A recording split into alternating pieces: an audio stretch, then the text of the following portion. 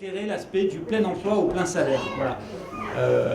Pourquoi est-ce qu'en fait la dynamique du plein emploi peut-être enfin, la recherche du plein emploi est une sorte d'illusion sur laquelle on nous fait accepter tout un tas de choses. Donc on va développer ça, voilà, on va développer tout ça.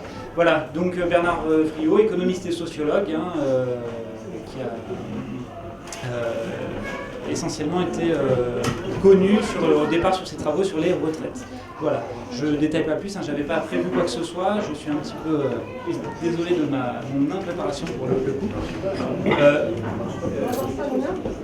faut ajouter qu'il faut faire attention, il y a une exposition là. Oui, et faire extrêmement attention aux œuvres. Voilà. Je sais. Caler les chaises au départ, etc. Vous aviez une préférence pour démarrer, Hugo? Je pense qu'il faut démarrer. Ouais. Voilà, donc bon, c'est juste pour l'enregistrement, le micro, mais ça ne fera pas de son, mais pour la vidéo, ça enregistrera. Voilà. Ça marche. On y va? On y va. Donc on m'a demandé d'intervenir là au début pour vous présenter un peu l'intermittence du spectacle. Donc ce que c'est et quel est le sens du combat aujourd'hui de la coordination des intermittents et précaires. Alors en fait le problème est très très complexe, j'ai un peu réfléchi au truc hier, il y a tellement de manières d'entrer dedans que j'ai beaucoup tergiversé. Finalement j'ai trouvé un angle, donc j'ai pris des notes pour pas me perdre. Si jamais ça devient trop complexe ou obscur, n'hésitez pas à m'interrompre, je pourrais vous donner des précisions. Alors, au niveau de la création de l'intermittence du spectacle, ça part tout simplement de la création de l'assurance chômage en 1958. Donc l'assurance chômage, donc c'est un système solidaire qui se fait par répartition, chacun paie en fonction de son travail, touche en fonction de ses besoins, donc le travailleur travaille 1 an, 10 ans, 30, 40 ans, et quand il a une période de chômage, il touche des indemnités. Le problème s'est posé au démarrage avec les techniciens de l'audiovisuel qui ont le premier fait cette demande en disant mais nous on n'a que du travail discontinu, que des emplois courts et on ne parvient pas à faire assez d'heures selon ce système. Alors il y a eu la création d'une annexe spécifique, l'annexe 8, donc qui était adaptée d'abord aux techniciens de l'audiovisuel et qui s'est étendue ensuite aux artistes du spectacle vivant, aux techniciens du spectacle vivant. Alors par rapport à ce fonctionnement, ça part sur les mêmes règles que le régime général. Le régime général, un travailleur doit travailler à peu près 3 mois, c'est 3 mois je crois, pour avoir droit au chômage. Ça correspond à 520 heures. Donc on demande aux intermittents du spectacle de travailler pareil, 520 heures, mais on va l'adapter, on va leur demander de travailler 520 heures sur l'année. Ils toucheront pendant 1 an leurs indemnités chômage, tous les jours où ils ne travailleront pas. Donc quand nos droits sont ouverts, on a droit à 1 an. Si on ne travaille pas du tout, on touche les indemnités chômage tous les jours. Si on travaille 1 jour, on nous enlève l'indemnité chômage ce jour-là. 2 jours, on nous enlève 2 jours, etc. Et puis au bout d'1 an, on recalcule nos droits une nouvelle fois. Donc c'est sur 520 heures. Quand on est passé aux 39 heures en durée de salaire légal, nous on est passé à 507 heures. Quand on est passé aux 35 heures, là ça n'a pas bougé. On est resté au-dessus, mais ça c'est au-dessus. Donc pour vous dire qu'en fait, l'intermittence, c'est pas un statut, c'est pas un privilège, c'est un régime spécifique qui se base sur le régime général. On peut noter des différences, donc il y a ce fonctionnement-là, le fait de cumuler chômage, indemnité chômage et salaire dans le même temps. On a des cotisations qui sont un peu plus élevées. On a un calcul qui se fait à la journée qui est plutôt en notre faveur par rapport au régime général.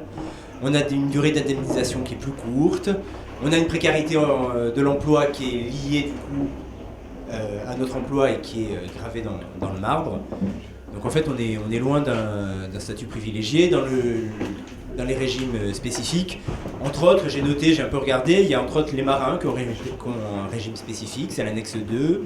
Il y a les dockers, c'est l'annexe 3. Il y en a comme ça 11, dont 2 qui concernent les intermittents, les annexes 8 et 10. Qui concernent les précaires. Attends, mais c'est les intérimaires. qui sont les intérimaires hors spectacle. Oui, et c'est les intérimaires qui ont été les plus grosses victimes de la dernière. Voilà, je reviens là pour l'instant, comme on m'a demandé vraiment sur l'intermittence. Voilà un peu pour le situer dans l'histoire et comment ça se situe. Au niveau du coût de l'intermittence, alors j'ai voulu revenir dessus parce qu'on entend beaucoup parler du coût de l'intermittence, qui est dans le meilleur des cas une ânerie et qui est au pire un mensonge. Alors en fait le calcul de la dette de l'intermittence se fait comme ça en général par les gens du MEDEF. Ils prennent les cotisations que versent les intermittents, ils soustraient les indemnités chômage que touchent les intermittents et ils tombent comme ça sur un chiffre qui est de l'ordre d'un déficit d'1 milliard. Sauf qu'en fait, tout bêtement, quand on se penche vraiment sur le problème, les intermittents, c'est tout bête, hein, mais on achète nos costumes par exemple en magasin, ou alors on achète du tissu puis on fait travailler des couturières. Dans les théâtres, on a des comptables qui cotisent au régime général. On a des femmes de ménage, il y a des hôtesses d'accueil. On fait vivre les restaurants autour de nous, on fait vivre les bars, parce que les spectateurs viennent, d'ailleurs ils viennent, ils peuvent venir en bus, ils peuvent venir en taxi. Et en fait, il y a un vrai écosystème autour de l'intermittence du spectacle, comme autour d'ailleurs de la plupart des emplois, ce qui fait que, à notre sens, calculer le déficit de l'intermittence simplement en regardant ce qu'on cotise et ce qu'on touche, c'est injuste et c'est pas un calcul légitime parce qu'on est dans un vrai écosystème. Pour vous donner un ordre d'idée, on a estimé qu'1 euro investi dans la culture en rapportait entre 4 et 8 à peu près.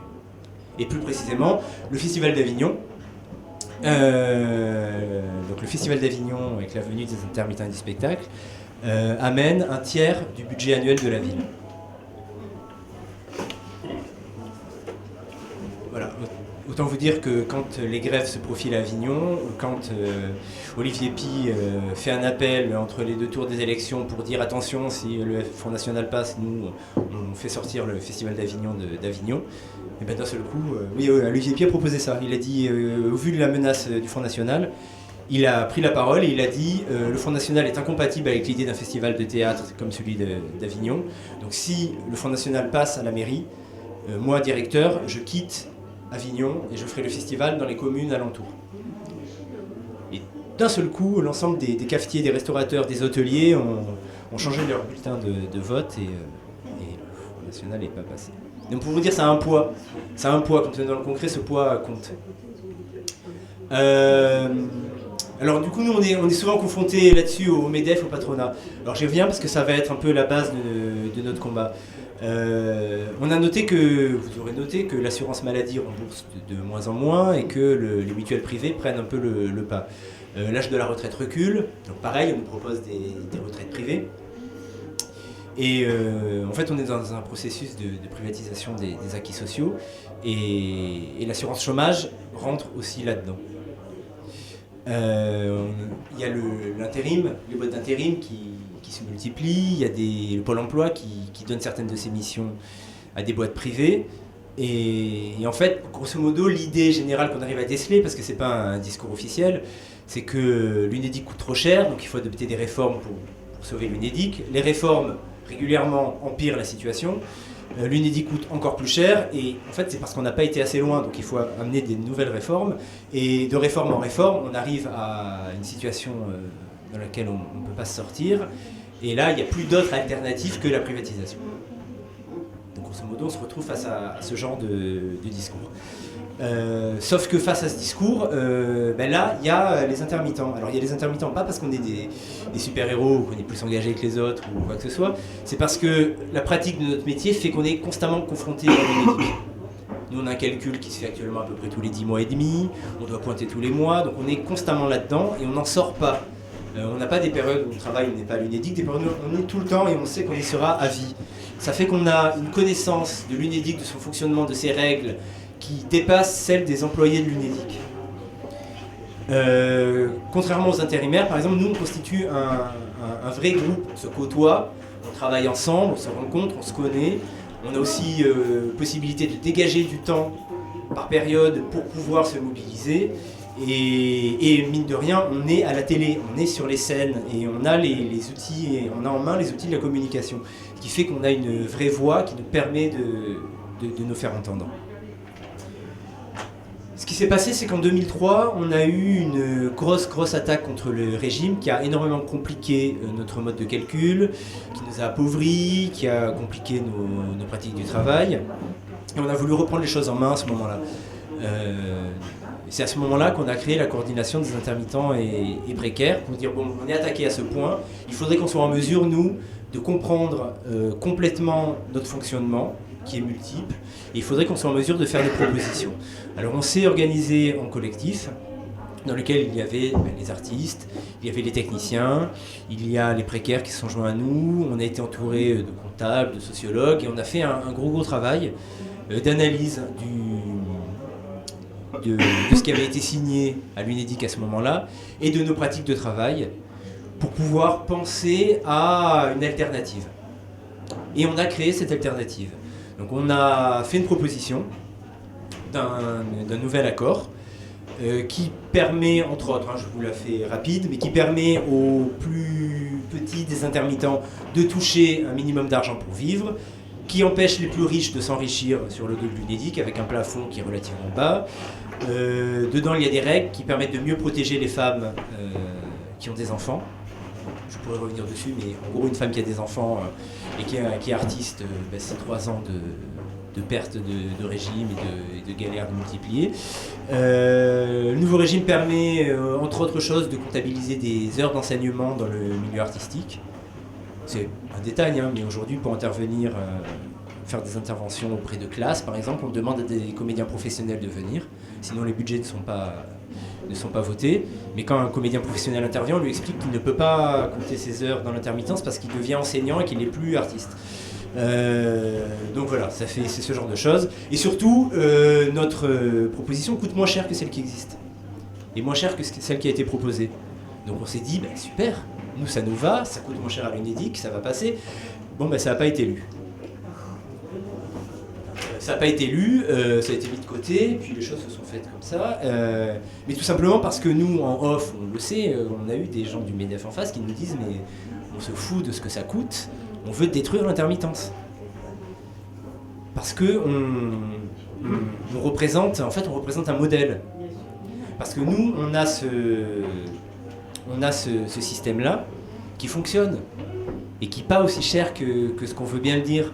Et ce système-là, nous, on se bat pour le simplifier, pour l'étendre à tous les intermittents, pour l'étendre aux précaires. Aujourd'hui, on a un peu 86% des emplois qui se font qui sont des emplois précaires à temps court. Et on sait qu'on va vers là. On va vers une société d'emploi là à temps court. Donc nous, notre discours, c'est de dire, on consolide notre système et on le rend plus sûr et plus stable pour nous. 2, on l'étend aux précaires. Et puis finalement, on l'étend à tout le monde. Puisqu'il n'y a pas de raison, on pourrait avoir un seul régime général qui serait basé sur la réflexion de celui des intermittents. Et puis ensuite, cette réflexion-là nous entraîne à aller plus loin vers l'idée de ce salaire minimum universel ou de ce revenu de base. Voilà, et ça peut aller, la réflexion peut aller jusque-là. Voilà. En gros, pour vous donner une idée du panel. Si jamais vous avez des questions, peut-être je peux sur 2-3 trucs, sinon on enchaînera, on pourra revenir après.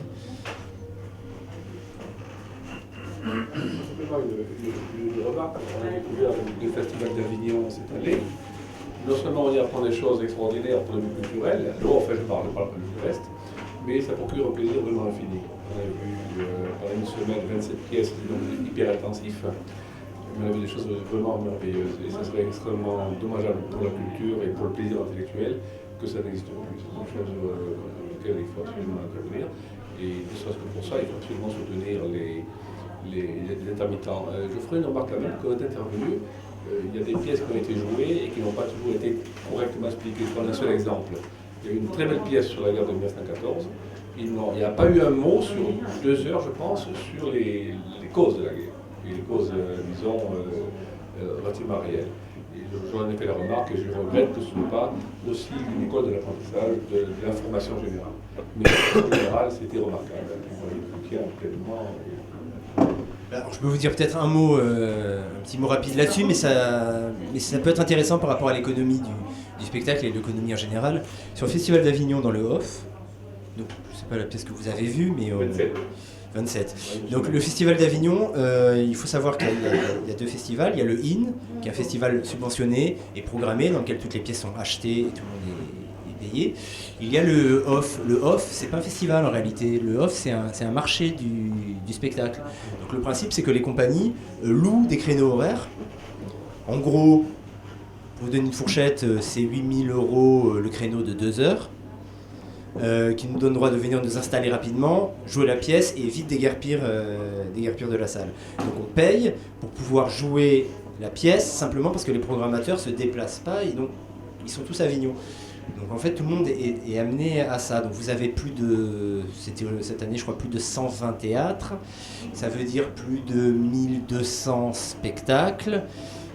Présents, de gens qui payent en espérant qui sont pour la plupart, pour beaucoup en tout cas, pas franchement payés, mais en espérant que ça donnera suite. Mais en fait cet investissement-là que font les compagnies, de temps, en disant allez on y va, on va pas être payé ou peu, mais ça peut faire vivre le spectacle après, l'investissement financier qui dit on va louer le théâtre à 7 000, on va louer le logement à 5 000, etc. C'est tout un investissement financier important qui se fait, mais qui se fait entre autres choses, et c'est aussi une des failles du système parce que les gens sont intermittents et que quoi qu'il arrive, ils toucheront du chômage à ce moment-là. Et puis tout cet argent qui est pris à la culture, c'est de l'argent qui va dans l'hôtellerie, dans la location, dans la restauration, mais qui vient directement de la culture. Et les spectateurs qui viennent, en fait, ce festival-là génère énormément de tourisme. Et tous les festivals en France génèrent énormément de tourisme français et international. Donc en fait, ce système-là de l'intermittence permet aussi de moins payer les gens, mais de leur permettre quand même de vivre, mais ça attire de l'argent derrière. Il y a tout un cycle comme ça qui se fait, et voilà, qui rentre dans un cycle économique plus large. Bon voilà. Oui.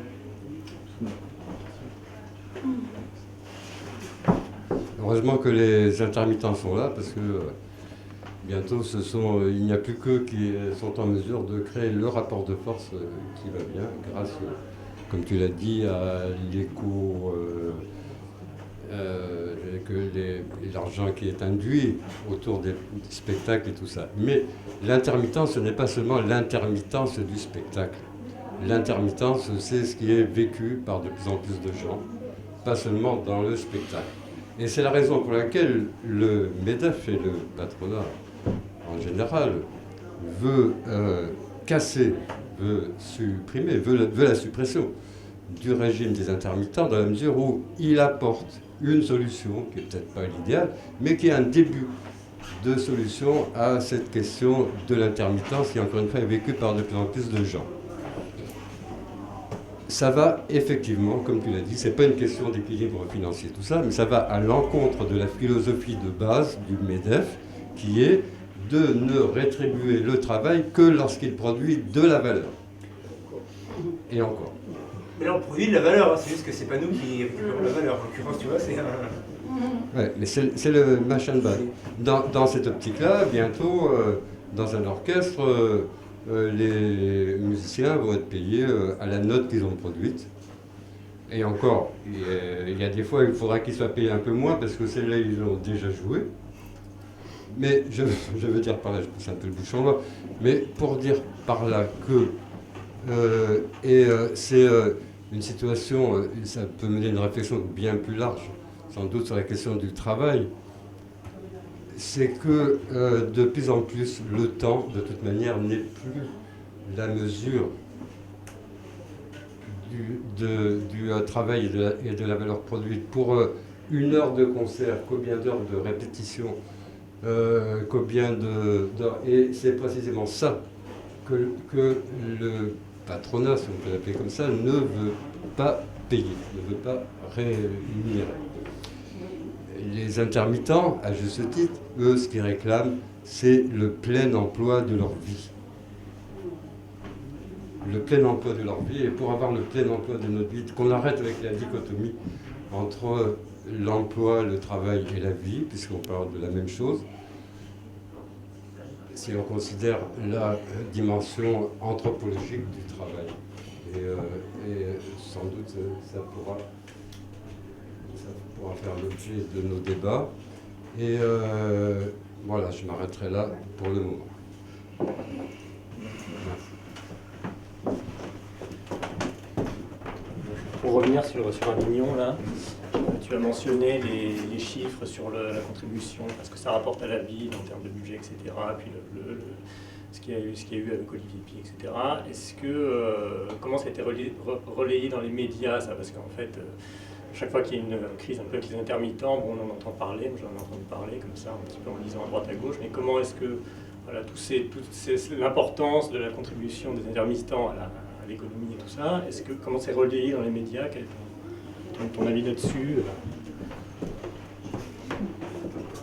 Alors c'est un peu compliqué.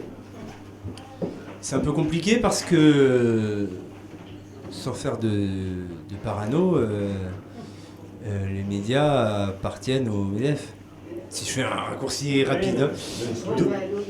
Donc c'est très compliqué. Effectivement, le mot d'ordre général, c'est d'expliquer qu'on défend un privilège et qu'il faut nous écraser. Quand le discours qu'on essaie de développer, c'est de dire mais nous on se bat pour que ce système-là soit étendu à tout le monde. Et on a une réflexion globale. Et on aimerait être rejoint, qu'il y ait plus de monde et qu'on puisse discuter. Donc on essaie de faire passer ce mot-là. Ce qui est très compliqué. Alors précisément, ce qui s'est passé à Avignon, à un moment donné, ça crée du poids. Les interventions télé créent du poids au César, au Molière, le festival le Printemps des comédiens à Montpellier, c'est ça que je cherchais, qui a été annulé, qui devait durer un mois, qui a été annulé, a été un peu le déclencheur parce que ça a fait flipper tout le monde. Ils se sont dit, s'ils sont capables d'annuler le Printemps des comédiens, ils sont capables d'annuler Avignon. Pour vous dire, on a été invité à la table des négociations avec le MEDEF et les partenaires sociaux. Et la réponse qu'on leur a donnée, c'est de dire on attend la coordination nationale où toutes les CIP de France se réunissent et on vous donnera la réponse. Donc moi j'étais à la coordination nationale, c'était à Avignon, la veille de l'ouverture du festival. On s'est tous réunis et on en a débattu. Puis on s'est dit ok, donc il faut y aller. Donc on vote l'idée que notre représentant, Samuel Churin, va à la table des négociations. Et au moment où on parlait de ça, on a eu un coup de fil de la CGT qui nous disait les négociations sont ouvertes, vous n'êtes pas là où vous êtes. Et on n'avait pas été prévenus de la date. Ils nous avaient invités, mais ils ne nous avaient pas relancé pour nous dire bon, on a décidé de la date, c'est là. On les a rappelés, on a rappelé, je ne sais plus comment il s'appelle, le négociateur de... Gilles. Comment? Gilles. Il y a Archambault, il y a Gilles. Non, Combrexel. Ils sont trois. Ouais, enfin Gilles. On a rappelé Gilles, on dit on est là réunis en coordination, donc il y a les chefs, pas les chefs, mais les représentants de chaque coordination. On est 120. On n'est pas à la table des négociations. Demain, le festival d'Avignon commence. On fait quoi? Bon, ben l'heure d'après, Samuel Churin était à la table des négociations. Il a pu entrer. Donc ça a eu cet effet-là. Au niveau médiatique, on a eu accès à des émissions comme Le Téléphone sonne, mais Le Téléphone sonne, c'était intéressant parce que c'est sur France Inter, c'est à 1 heure de grande écoute. Mais pareil, c'est-à-dire que là, il y avait Denis Gravouille de la CGT, Samuel Churin de la CIP, qui était présent et qui n'arrêtait pas de dire mais on essaie d'ouvrir le débat socialement, et le présentateur n'arrêtait pas de leur dire mais on s'en fout, parlez-nous de l'intermittence. Et il revenait tout le temps dessus, donc c'est compliqué de se faire entendre. Alors on y arrive par morceaux. Il y a eu des articles, il y a eu quelques bons articles sur quoi, sur Mediapart. Il y a Plenel qui a fait un très très bel article. Il y a eu des articles dans Le Monde. Il y a eu des articles. Donc voilà, il y a des articles, il y a des choses comme ça, mais qui sont difficilement relayées. Il n'y a pas beaucoup de rebonds dessus. Mais ça, c'est pour n'importe quel mouvement social. Hein. Quand il y a le mouvement des cheminots, eux, ils savent ce qu'ils défendent, nous, on n'en sait rien. Vu ce qu'on peut entendre à la télé ou radio, pour savoir vraiment ce qui est défendu, quel est le problème, il faut vraiment se pencher dessus, quoi. Sinon, on se retrouve avec des micro-trottoirs. Est-ce que vous en avez vraiment très très très marre des cheminots? Oui. Oui, voilà. Voilà. Mais c'est le cas pour tout le monde. Hein. J'ai des questions. Pour l'enregistrement, parce que nous, c'est bizarre, mais l'histoire, c'est... Ouais, moi, j'ai noté 3 choses qui reviennent fréquemment. La première, c'est le lien avec l'intermittence et la culture et l'exception culturelle. La deuxième, c'est la différence entre intermittence et intérimaire. Et la troisième, c'est pourquoi en France, à chaque fois que je parle d'intermittence aux gens, les gens me disent oui, mais en Belgique, en Allemagne, en Italie, en Angleterre, ça n'existe pas et ça fonctionne. Pourtant, on a quand même des spectacles, etc. Ça fonctionne pas. Je ne sais pas quoi répondre. Ça fonctionne pas. Alors, le premier truc, c'est que ça fonctionne pas. Dans les autres pays, il n'y a pas de spectacle.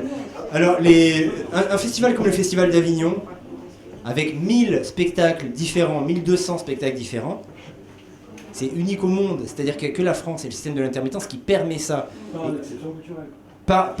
Par l'intermittence, par les deux, par l'exception culturelle, par les règles de subventionnement et par l'intermittence du spectacle. Sans ça, il n'y aurait pas. En Angleterre, les gens ne sont pas professionnels. Soit les gens appartiennent à des grosses compagnies, donc il y a 3-4 grosses compagnies, à la Royal Shakespeare, machin, soit vous êtes serveur et vous allez répéter et vous jouez le soir après votre travail.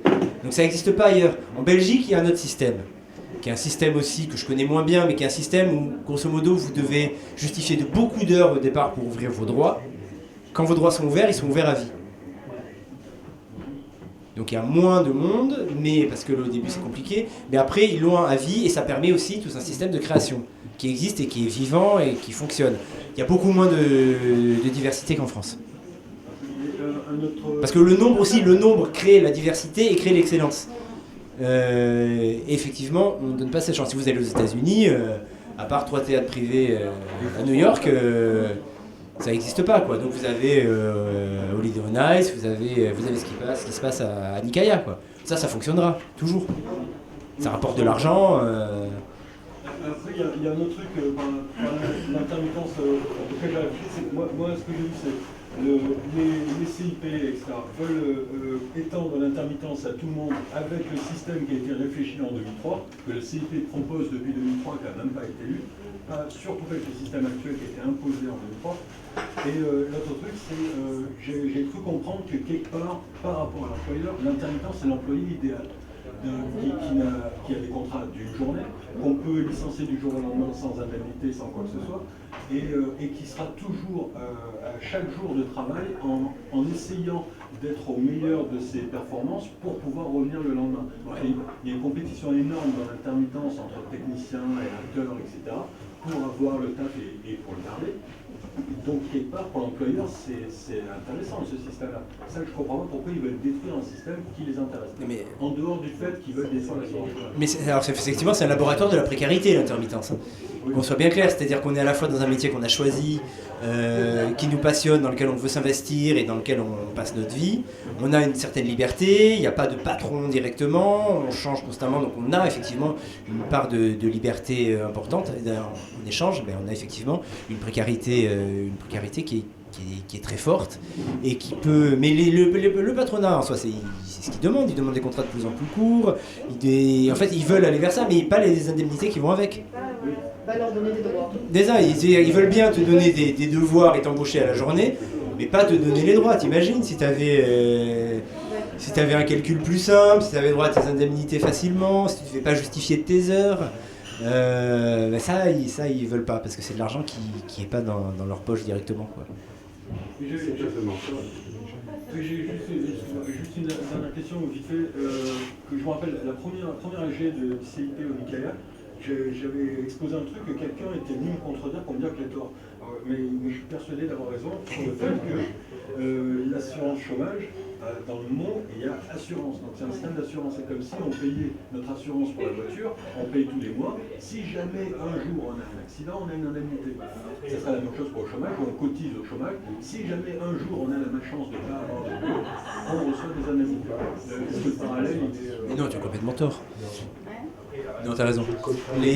Non, t'as raison. C'est-à-dire qu'au début, de manière très simple, comme je vous ai dit, ça part sur les techniciens de l'audiovisuel, qui ont effectivement des jours où ils travaillent, des jours où ils ne travaillent pas. Et avec cette règle-là, ils touchent le chômage quand ils ne travaillent pas. Et là, on est dans l'assurance chômage.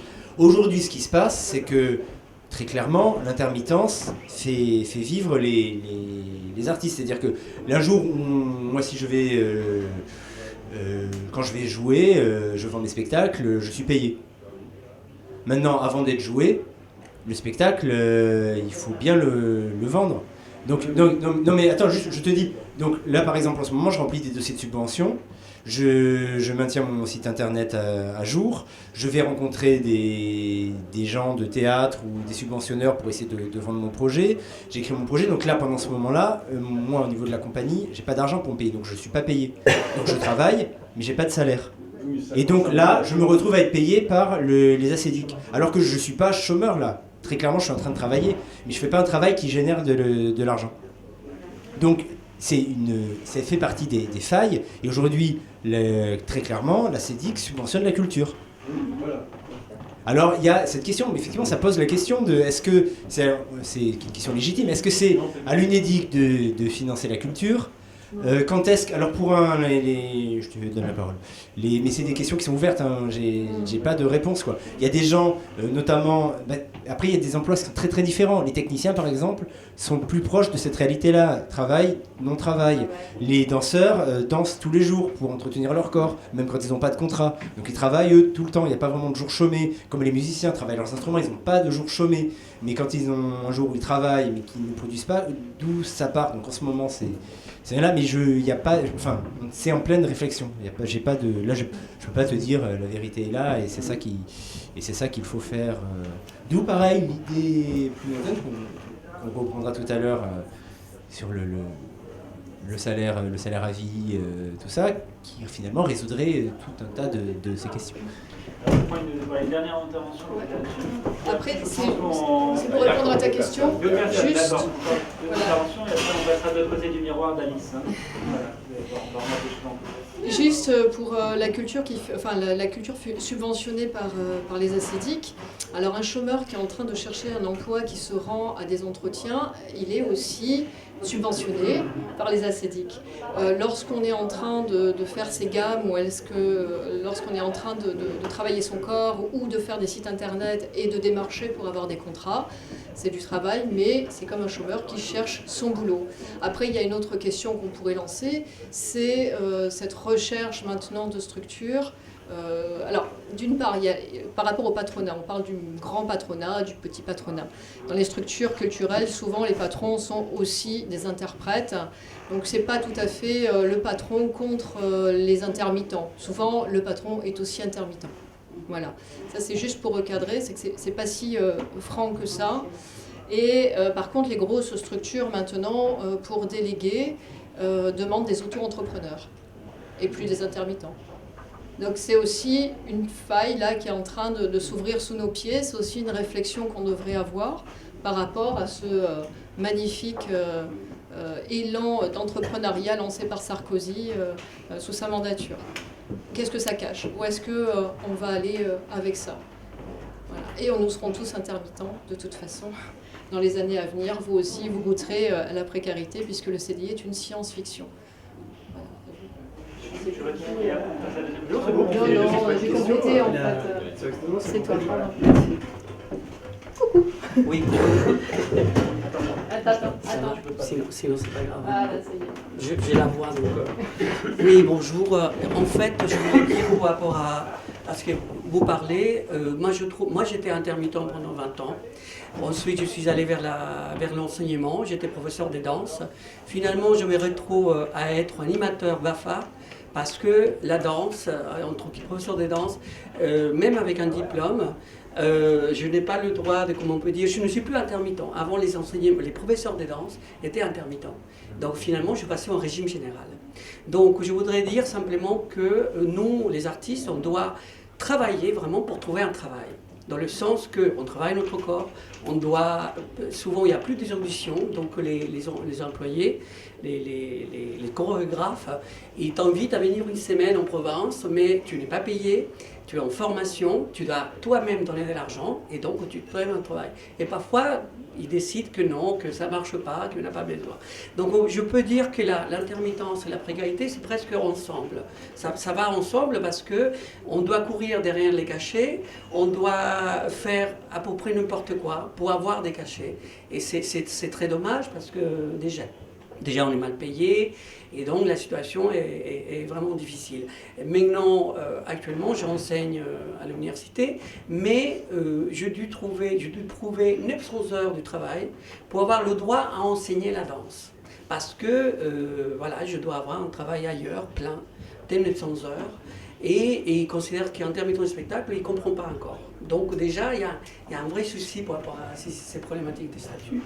Et je peux dire que malheureusement, avec tout ce qui se passe avec les intermittents, il y a plein de petits théâtres, des compagnies et des gens qui disparaissent, qui lâchent un peu parce que ça devient trop difficile hein, dans le métier. Donc moi, c'est ce qui m'étonne énormément, c'est que comment on peut dire, les grandes sociétés, les grands centres dramatiques, chorégraphiques, et quand ils ont besoin, les artistes, ils sont là.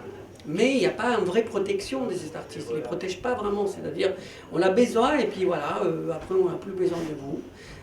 Pour finir, par exemple, je me demandais au Carnaval de Nice, ici, qu'est-ce qui se passe avec les intermittents? Qu'est-ce qui se passe avec les artistes, les vrais artistes dans des gros festivals. C'est une question, hein, c'est savoir est-ce qu'il prend des stagiaires, est-ce qu'il prend des gens. Voilà, c'est une question. Hein, c'est voilà, savoir comment ça se passe. Voilà. Merci.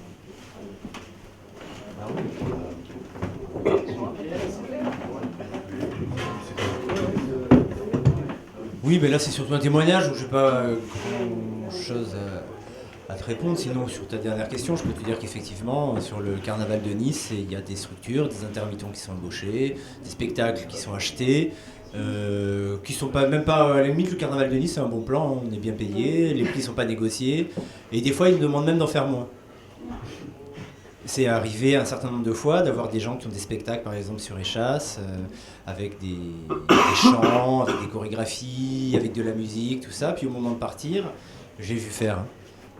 on leur dit « Ah non, mais ça, vous prenez pas. Ah non, vous embêtez pas, prenez pas ça. Non, vous avez un joli costume, allez-y, marchez. » Mais c'est payé pareil, hein, donc voilà, mais c'est un bon employeur à ce niveau-là. Faites-en moins, vous serez payé plus. En même temps, cette année, il a un peu flippé sur l'intermittence. Les intermittents, ils ont flippé de se faire virer parce que c'est le plus gros groupe national qui fait le carnaval de Nice, le groupe du show. Et donc les techniciens présents sur place, ils ont tous eu peur de se faire jeter. Parce que du jour au lendemain, dans ce milieu-là, t'étais magnifique hier, non, désolé, demain, finalement, il n'y a pas de boulot. Et puis le lendemain, il y a 9 mecs à ta place. Voilà, il y a ça. Et le truc, c'est qu'il y avait aussi le bon comte maire de Nice, qui avait parlé de faire remplacer les intermittents par d'autres personnes si jamais il y avait grève. Bien que ce soit hors la loi. Mais il est au-dessus de la loi, donc pas un problème sur le problème. Pour info, par rapport au carnaval de Nice. Je suis tout à fait d'accord avec ce que tu as dit, Hugo, à l'exception d'une de tes dernières phrases, quand tu dis entre deux cachets, je ne fais pas un travail qui génère de l'argent, l'UNEDIC subventionne la culture.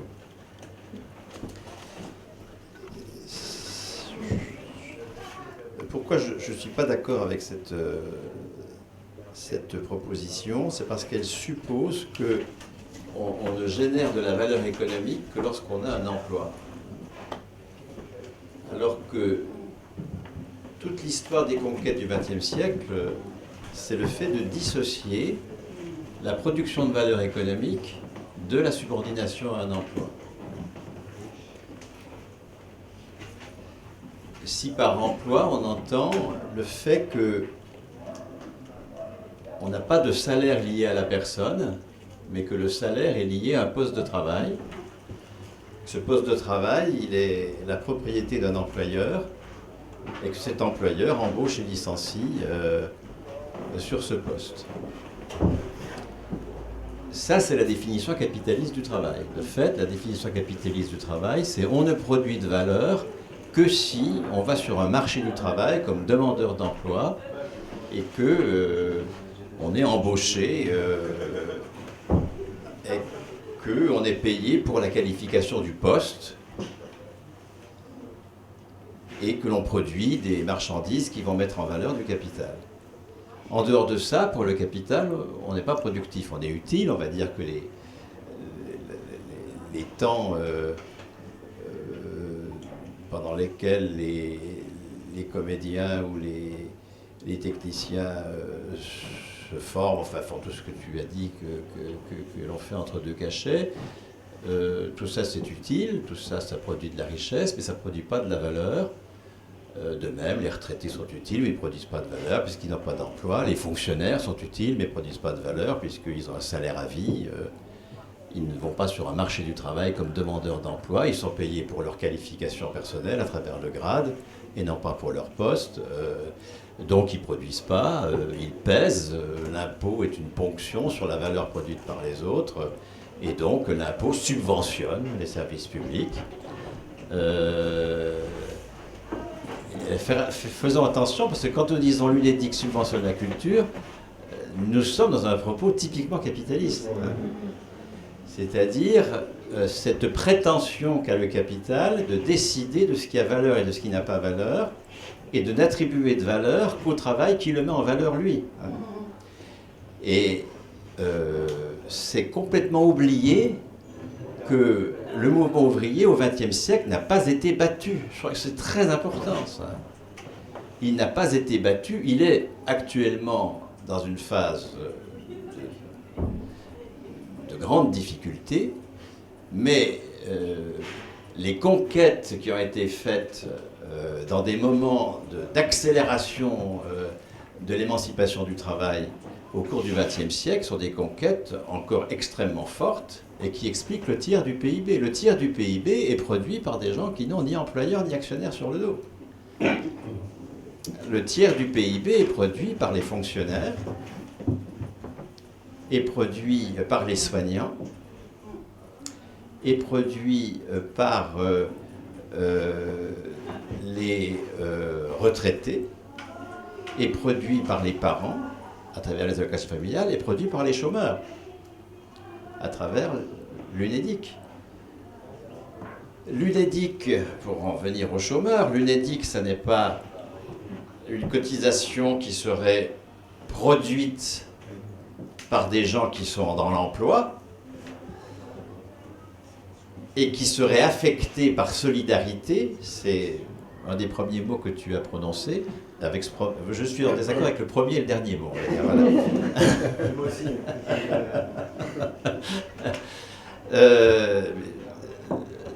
Qui donc serait solidaire de ceux qui n'ont pas d'emploi, étant entendu que lorsqu'ils sont eux-mêmes sans emploi, ils sont les bénéficiaires de la solidarité des autres. Non, non, non, non. Elle figure sur ma feuille de paye, la cotisation chômage, mais ce n'est pas moi qui l'ai produite. C'est très important. De même que l'impôt, c'est moi qui le paye, mais ce n'est pas moi qui le produis, c'est le fonctionnaire qui produit l'impôt. Voilà, on va supposer que les fonctionnaires, c'est des bonnes sœurs. Ben non. Les fonctionnaires sont des travailleurs qui produisent leur salaire. C'est ça la conquête du XXe siècle. C'est un mouvement ouvrier qui a été capable, par le statut de la fonction publique, Maurice Thorez, ministre communiste de 1946, par la sécurité sociale, Croizat, ministre communiste de 1945, pour prendre ces deux exemples-là, a été capable d'imposer une autre définition du travail. Je ne travaille pas quand j'ai un emploi comme soumis à un employeur, soumis au chantage à l'emploi, et devant mettre en valeur du capital, et dans quelle proportion, hein, nous produisons 2000 milliards d'euros chaque année, et 700 milliards vont à des propriétaires lucratifs. Hein. 35% de notre travail va à des parasites, hein, c'est quand même tout à fait considérable. Or, précisément, ce qu'instaure l'UNEDIC, ce qu'instaure l'assurance maladie, ce qu'instaure la cotisation retraite, ce qu'instaure les allocations familiales, ce qu'instaure l'impôt qui paye les fonctionnaires, c'est le début, parce que ça reste minoritaire, le tiers du PIB, mais c'est quand même le tiers du PIB, ça n'est pas rien. Hein. Mais c'est surtout minoritaire dans nos têtes, hein. C'est ça la question. Et c'est ça qu'il faut déverrouiller, je crois. C'est le début d'une affirmation que l'on peut travailler sans employeur et sans actionnaire. C'est le début de l'affirmation que l'on produit de la valeur économique sans aller sur le marché du travail, sans mettre en valeur de capital, ce qui suppose que le salaire soit un attribut de la personne et non pas du poste de travail. Alors, le statut des intermittents, il est à mi-chemin, hein, puisque l'enquête faite à la suite de 2003 montre qu'en gros, la moitié des ressources des intermittents viennent des cachets et la moitié viennent de l'UNEDIC. Le salaire des intermittents n'est pas encore un salaire à vie, hein, et tous ceux qui sont à la recherche des 507 heures en 10 mois et demi en savent quelque chose, hein, bien sûr, parce qu'il est à mi-chemin. Hein, il y a encore la moitié du salaire qui est lié au fait d'avoir un emploi. Mais la moitié du salaire, il est déjà libéré de l'emploi. Et c'est très positif. Hein, quand on regarde l'auto-organisation des intermittents, pourquoi est-ce que les intermittents sont effectivement à l'avant-garde aujourd'hui de la mobilisation? C'est parce qu'au quotidien, ils sont en permanence auto-organisés. Ils ont toute une pratique du rapport au travail qui n'attend pas d'un employeur qu'il nous dise ce qu'on doit faire. Il y a belle lurette qu'ils ont abandonné cela. Ils se sont libérés de la dépendance d'un employeur pour définir leur travail. Ils sont, alors, dans les limites, encore une fois, de la jonglerie invraisemblable des 507 heures en 10 mois et demi, ça c'est tout à fait évident. Hein. Donc ça, c'est une source de souffrance et d'organisation de l'emploi du temps qui sont extrêmement onéreux, mais sans donc rosir un tableau qui reste difficile, les intermittents sont actuellement, je dirais, et il faut dire hélas, le seul groupe social qui ne se bat pas pour l'emploi, mais qui se bat pour le salaire. Et ça, c'est absolument décisif. Se battre pour l'emploi, c'est réclamer des maîtres. Plein emploi, ça veut dire plein d'employeurs. Et donc, l'exemplarité de la bataille des intermittents, leur inventivité permanente dans la façon dont ils se mobilisent et dont ils mobilisent autour d'eux, le fait qu'ils choisissent des formes d'action qui mettent les autres de leur côté et non pas l'inverse, enfin, etc., tout ça est extrêmement subtil. Hein. Cette inventivité renvoie au fait qu'en permanence, encore une fois, je ne me répète pas, je redis la phrase simplement, ils n'attendent pas d'un employeur qui leur dise ce qu'ils doivent faire. Voilà des gens qui ont organisé leur vie autour de l'autonomie dans le travail. Et c'est ça le fondement de leur efficacité. En quoi dire qu'ils ne produisent pas de valeur lorsqu'ils sont entre deux cachets et donc que l'UNEDIC les subventionne, en quoi est-ce que c'est extrêmement faux? Et en quoi ça génère ensuite soit une espèce de culpabilité, soit je ne sais pas quoi, enfin des trucs qui sont pas tenables finalement.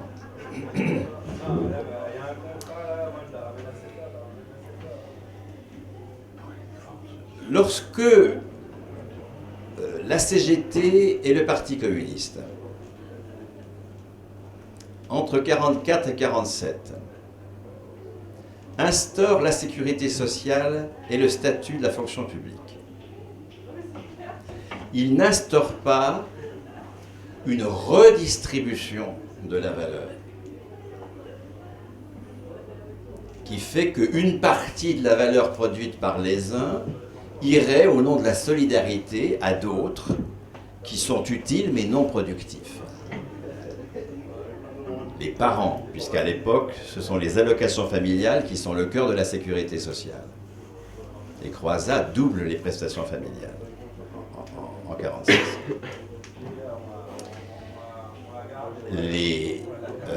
les soignants,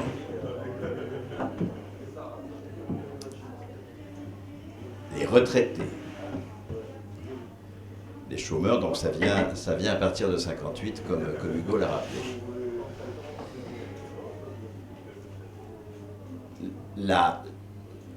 L'institution de la cotisation sociale, c'est une institution antagonique de l'emploi.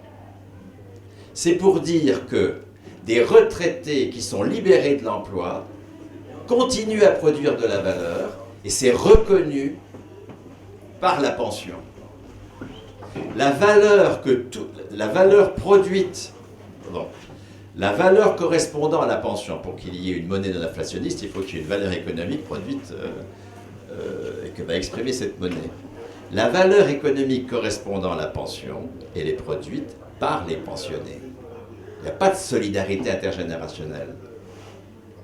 C'est une lecture totalement aliénée de dire qu'il y a solidarité intergénérationnelle pour les retraités, puisque ça veut dire nos maîtres ont raison. Nous n'avons rien conquis au XXe siècle. On ne produit de valeur que quand on est soumis à un employeur. Et quand on n'a plus d'emploi, on ne produit rien. On est utile, on n'est pas productif. Et donc c'est la solidarité intergénérationnelle qui finance les pensions. Arrêtons de tenir le discours de nos maîtres. Arrêtons de faire mourir une deuxième fois tous les militants qui sont mobilisés pour créer la Sécu. La Sécu, c'est pas de la solidarité. L'UNEDIC, c'est pas de la solidarité. C'est l'institution d'une autre matrice du travail que l'emploi. On distribue du salaire à des personnes qui n'ont pas d'emploi. Non pas parce que ceux qui ont un emploi sont solidaires de ceux qui n'en ont pas, mais parce que on impose progressivement, tout ça ne peut pas se faire en 5 minutes, évidemment, d'autant que nos têtes sont entièrement phagocytées par l'idée que seul l'emploi mérite salaire, et que nous enseignons à nos enfants la chose, enfin, quand est-ce que tu auras un emploi, etc. Enfin, voilà. Bon, les parents d'intermittents du spectacle sont souvent une pression, enfin, quand est-ce que tu apprends à te vendre, enfin, etc. Bon, évidemment. Toute cette fausse inquiétude des parents sur le devenir des enfants, je laisse tomber. J'ai 4 garçons entre 30 et 40 ans, je sais ce que c'est. Hein, mais disons que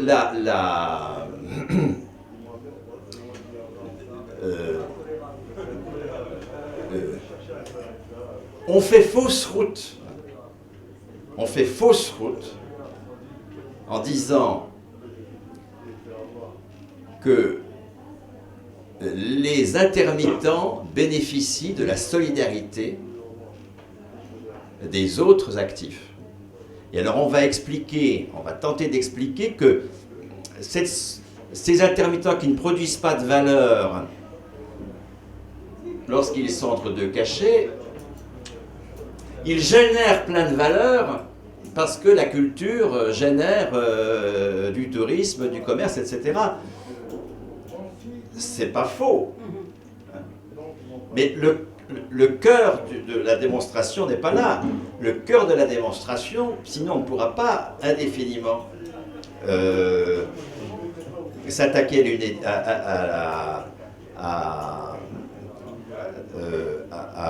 à la CFDT qui nous dit d'accord, vous faites du travail entre 2 emplois, dans ce cas-là, ayez un employeur permanent. Alors on va répondre à un truc qui est faux, qui est statistiquement faux, que l'avenir c'est l'emploi non permanent.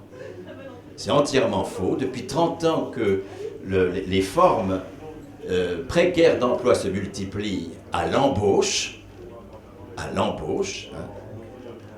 la part de l'emploi permanent augmente. Statistiquement, il reste à 85%. L'emploi permanent, c'est 85% des emplois. Et la durée moyenne des emplois augmente. Donc c'est pas tenable statistiquement le fait de dire que nous allons vers l'emploi précaire généralisé et donc il faut généraliser un dispositif qui assume la précarité de l'emploi. Ça ne tient pas la route cet argument. Pas davantage que... et donc, ce à quoi il faut répondre, c'est à l'argument qui dit... alors, c'est vrai que tu y réponds quand tu dis il y a moins d'inventivité en Allemagne. Je n'ai pas été voir, c'est possible. Hein. Mais l'argument qui dit, mais enfin en Allemagne, les artistes et les techniciens sont en emploi permanent. Toutes les villes moyennes ont des troupes totalement permanentes. Il n'y a pas de techniciens dans la nature, tout le monde est dans l'emploi, enfin, etc., etc. Pourquoi est-ce qu'on n'aurait pas ce modèle? Après tout, ça marche. Vous voyez, je pense que si on lâche le cœur de l'affaire, c'est-à-dire nous n'avons pas besoin d'employeurs pour travailler, si on lâche le cœur de l'affaire, c'est-à-dire la dimension anticapitaliste de l'organisation de l'intermittence, le fait que, moins que la fonction publique qui est dans un salaire à vie, moins que la retraite qui est dans un salaire à vie, mais bien davantage que les salariés du privé qui sont dans l'emploi, les intermittents représentent une forme non capitaliste de travail, c'est-à-dire du travail non soumis à un employeur et à un actionnaire. Et moi, ce que j'apprécie, encore une fois, dans le combat des intermittents, c'est que, une fois, c'est le seul groupe professionnel, enfin, il y a diverses professions dans l'affaire, bien sûr, qui ne se bat pas pour l'emploi, justement. Qui ne se bat pas pour les chaînes de l'emploi. Mais ne pas se battre pour l'emploi, ça suppose un discours beaucoup plus radical que celui qui admet que l'UNEDIC subventionne la culture. L'UNEDIC ne subventionne pas la culture. L'UNEDIC, c'est une forme de mutualisation de la valeur économique qui permet à des gens sans employeur d'être payés. De même que la cotisation retraite, c'est une mutualisation de la valeur économique qui permet à des gens sans employeur d'être payés. Les allocations familiales, pareil. Mais qui produit les allocations familiales? Les parents, bien sûr. Qui produit l'indemnisation du chômage? Les chômeurs, bien sûr. Les chômeurs ne sont pas des gens qui vivent de la solidarité collective. Ça, c'est ce que dit le capital, puisque le capital prétend que seuls ceux qui ont un emploi produisent de la valeur. Toute la bagarre de la CGT du Parti communiste, quand ils ont été révolutionnaires, je suis d'accord qu'aujourd'hui, tout ce monde-là est dans la panade. Je suis au Parti communiste, je sais ce dont je parle, bien sûr.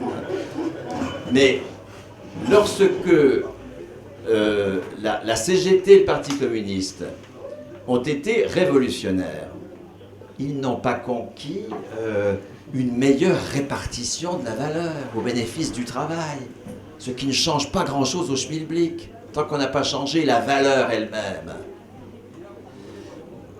Ce qu'a été capable de faire le Parti communiste et la CGT,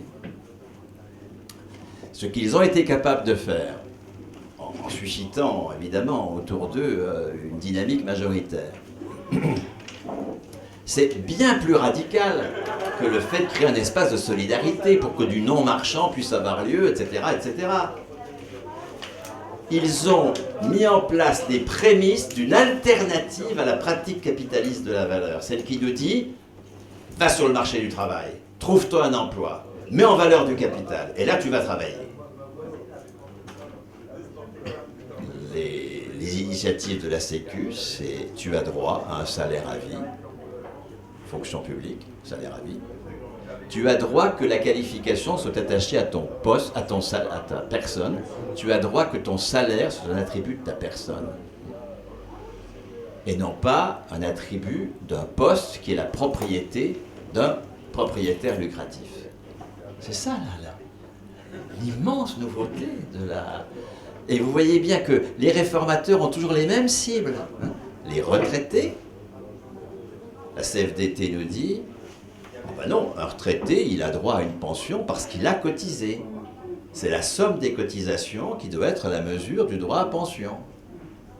Alors que tout le mouvement ouvrier s'est constitué, mais vent debout contre cette définition de type épargne, sans épargne financière, mais de type épargne. J'ai cotisé, j'ai droit de la pension. Pour conquérir la pension comme un droit au salaire, autour de termes fétiches qui sont taux de remplacement, salaire de référence, et une âge légal, revendication à 55 ans, 100% du meilleur salaire. 75% du brut, c'est 100% du net. Revendiquer 100% du meilleur salaire à 55 ans, c'est pas revendiquer du droit au loisir après une longue vie de travail. C'est revendiquer d'être enfin à 55 ans, ce qui est déjà bien tard, libéré des employeurs pour être payé. La pension de retraite comme salaire à vie, c'est ça la cible des réformateurs. La fonction publique, c'est la cible des réformateurs. Salaire à vie, c'est la cible des réformateurs. Les réformateurs veulent bien des services publics, ça les dérange pas, mais sans fonctionnaires. Avec des gens qui ont un emploi, qui dépendent d'un employeur. Intermittence du spectacle, bien sûr, c'est dans le collimateur. À la fois pour ce que tu as dit, et sur quoi j'ai insisté aussi, parce qu'on a certainement aujourd'hui le groupe professionnel le plus intelligemment mobilisé dans tout le pays, et sur le mot d'ordre le plus juste, c'est-à-dire non pas l'emploi, mais le salaire, non pas réclamer des chaînes, mais réclamer la reconnaissance de ce que nous sommes, ce qui est quand même tout à fait autre chose. Mais, donc on comprend que c'est ça les cibles des réformateurs. La CFDT, le PS, le Front National, le MEDEF, l'UMP, les Verts, ils ne peuvent pas supporter le salaire à vie. Parce que c'est une subversion absolue de l'ordre capitaliste. Et c'est pour cela que si vraiment les intermittents veulent porter leur combat jusqu'au bout, sans tomber dans des arguments qui vont les mettre à la merci de la CFDT, qui est quand même leur adversaire principal, avec le MEDEF, comme gestionnaire de l'UNEDIC,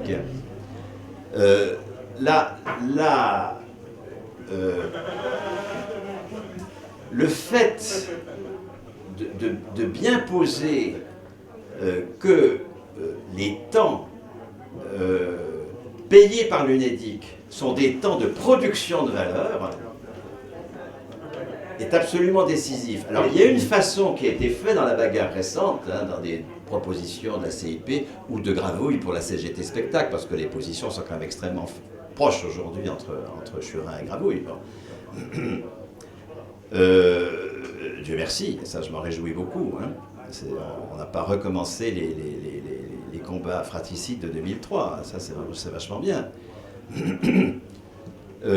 Quand on dit, ce qui est extrêmement juste, mais enfin, l'industrie automobile, enfin, ce qui est juste dans l'esprit de dire que l'UNEDIC subventionne la culture, ce que je conteste, d'accord. On va dire, l'industrie automobile, elle est subventionnée par l'UNEDIC. On ne peut pas imaginer aujourd'hui une industrie automobile sans intérimaires. Or, les intérimaires ne pourraient pas exister s'il n'y avait pas l'UNEDIC. Le déficit de l'intérim, c'est pas les 400 millions des intermittents, c'est 3,5 milliards si on fait le calcul entre cotisations et prestations. Et donc, on va dire que l'automobile est subventionnée par l'UNEDIC. Vous voyez bien que cette réponse-là, bon, c'est la réponse du berger à la bergère, mais qui nous laisse dans une impasse dont il faut que nous sortions. Et sortir de l'impasse, c'est être extrêmement ferme sur la position que nous sommes en train d'instituer, ça peut être que très long tout ça, avec des allers-retours, des reculs, des avancées, une autre pratique du travail libérée des employeurs et des actionnaires.